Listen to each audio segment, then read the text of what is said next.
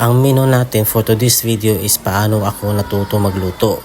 Nung bata pa ako, ang natutunan ko lang magluto is pagsasaing lang at pagpiprito ng mga isda at itlog. Yun lang ang natutunan ko. Pero nung natapos na ako ng kolehiyo at nag-apply na ng trabaho, sa Maynila kasi kailangan mo maging independent. So kailangan mo makatipid. So kailangan mo matutong magluto. Sa labas kasi napakamahal.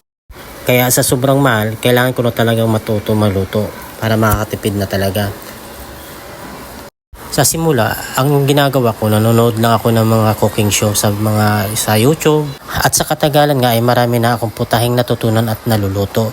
Ang specialty ko naman ay ikaw. Charing! Bukod sa masarap na ako, masarap na din akong magluto. Dami kong sariling buhat ng bangko Nakaka-enjoy at masaya din magluto lalo na kapag napaglutuan mo na yung nanay at tatay mo, pamilya, kaibigan at malapit sa puso mo. At nakakataba ng puso pag lalo na nasasarapan sila sa mga niluluto mo. At nang niluto ko ngayon ay escabeching tuyo or kinamatisang tuyo. Ito ang menu ko for today's video at ang kwento ng aking pagluluto mga ka-good vibes.